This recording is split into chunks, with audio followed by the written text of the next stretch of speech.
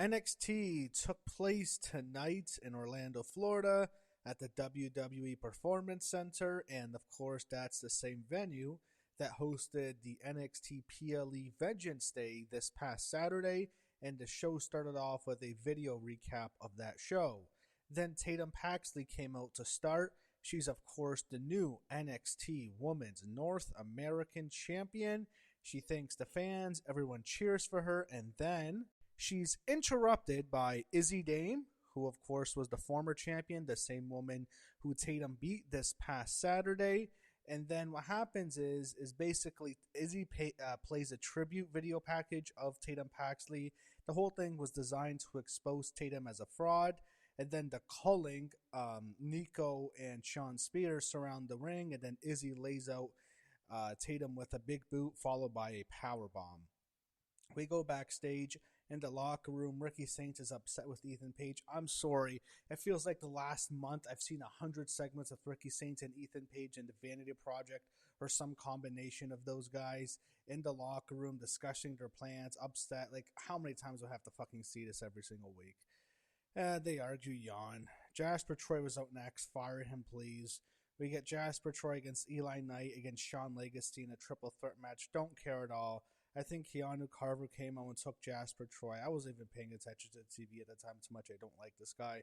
Troy sucks so bad. Both guys ended up pinning him, and there was double winners. I guess it sets up a triple threat. Backstage, Tatum Paxley was looking for Izzy Dame. She asked Shiloh Hill where she is, where the culling is, and then he goes with her, and I think he has like a tire iron, and he's going to do some mechanical work on the culling's vehicle. Then we have the new Legacy stable backstage, what I'm going to call them. They were talking. It's Lexis King, Stax, Ariana Grace, Uriah Connors, and one more member who was added tonight. And then we have Uriah Connors and Lexis King taking on Tavion Heights and Charlie Dempsey. So this was an okay matchup. And then what happens is both Heights and Dempsey are on the outside when William Regal and Fit Finlay walk out.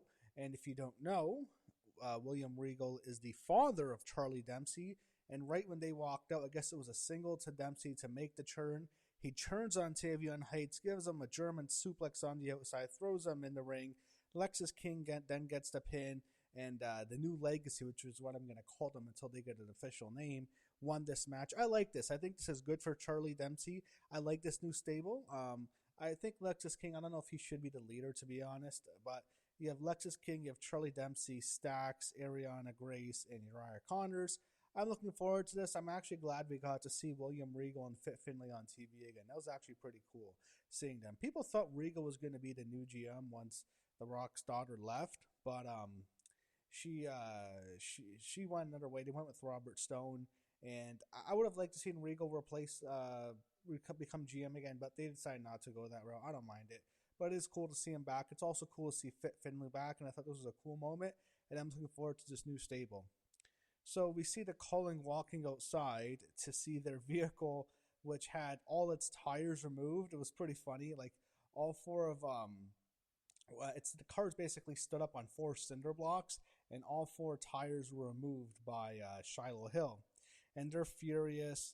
Robert Stone's backstage. He yells at Shiloh. Chon D'Angelo heads to the ring next.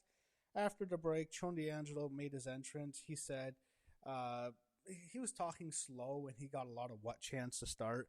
Then it gets good. He starts getting really into it, and he wants to go after the NXT Championship. He calls out Joe Hendry and says he will be the new NXT Champion, and I guess he's going to go after the belt now. We'll see when he faces Hendry.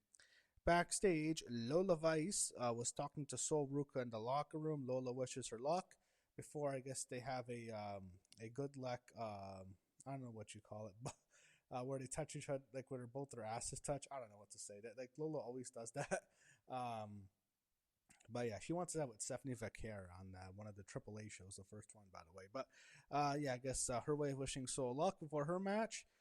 Fatal Influence was out next. Of course, JC Jane, Fallon Henley, and Lainey Reed, who was the one wrestling. We go backstage to see Ren Sinclair and Kendall Gray talking to Miles Bourne after his title win. And this was like in the kitchen / dining room area, the lounge. I don't know what you call it, the lunch room.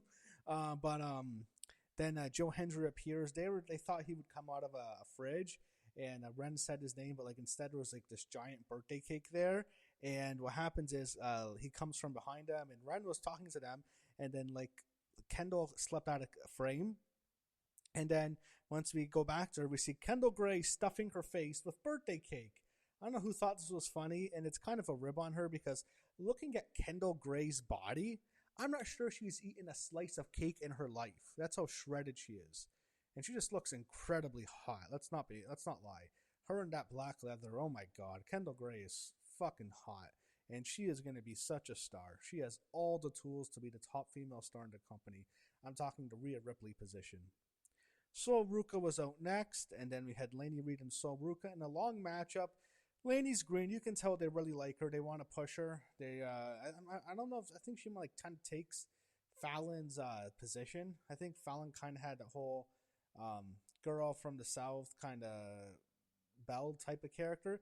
They're going to give it to Laney, it looks like. I'm not sure if Fallon has much of a future in the company, to be honest. But they gave Laney a showcase. Sol Ruka obviously won with the Soul Snatcher. Longer match than it needed to be honest. Sol gets the win. Robert Stone was talking to during the match. By the way, they showed Zarya watching on a monitor. We go backstage. Robert Stone is talking to Elio LaFleur, Eli Knight, and Sean Legacy, and then the Vanity Project walked in. Don't care about this. Too many backstage segments with Robert Stone. Robert Stone is so much better than Ava, but he's not that good, and like we don't need to have the whole show built around him. That's the issue here now. Bren Sinclair was out next with Kendall Gray. And did I mention that Kendall Gray was looking smoking hot in that leather tonight? Wow, what a woman Kendall Gray is.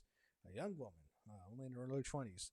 And we had an NXT spotlight on Blake Monroe as she's interviewed by Blake Howard. And I miss Sarah Schreiber. I thought we'd see her more since they got rid of Kelly Kincaid, but I don't know. I guess they rotate them. I'd rather see Sarah. But then Tatum walks in looking for Izzy Dame. Both have the name Blake, and Blake mentions that, so I guess he has to change his name now. That was definitely a Vince McMahon thing. You were never allowed to have two people with the same name on TV. Thea Hale was out next, and then we get Ren Sinclair against Thea Hale in the speed match. Ren submitted her to win the tournament. So Ren Sinclair will face Fallon Henley next week in Houston, Texas for the NXT Women's Speed Championship. Robert Stone had a bunch of tag teams in his office. He made a tournament. Winner faces the Vanity Project at Stand and Deliver. Then OTM walked in. It turned into a brawl, and I think later they got booted from the tournament for what they did. They promote Hall of Fame tickets, which are on sale now. It went on sale today, so at the Park MGM. So far we have, for the Hall of Fame, we have 3 inductees set. They are Stephanie McMahon, AJ Styles, and Demolition, Axe and Smash.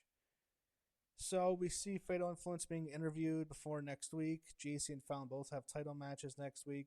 Then Reynolds and Kendall walk in. They kind of challenge them a bit, but then Fatal Influence leaves. Tatum jumped Izzy backstage. They're separated, and then Robert Stone makes a cage match next week for the title.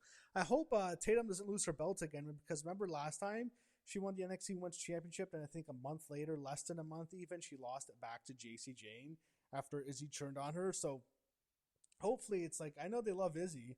I hope they're not going to put the belt back on Izzy on this show, so they can they were just giving Tatum a title win just to create a moment so they can put it back on Izzy. I hope they don't do that.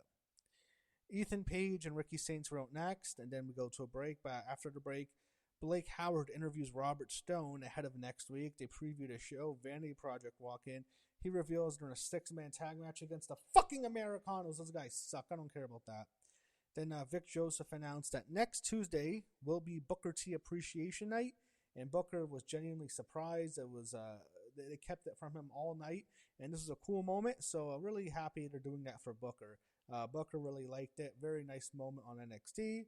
And then Miles Bourne and Joe Hendry out next for a main event. Ethan Page and Ricky Saints against Joe Hendry and Miles Bourne, a tag team match in our main event for NXT.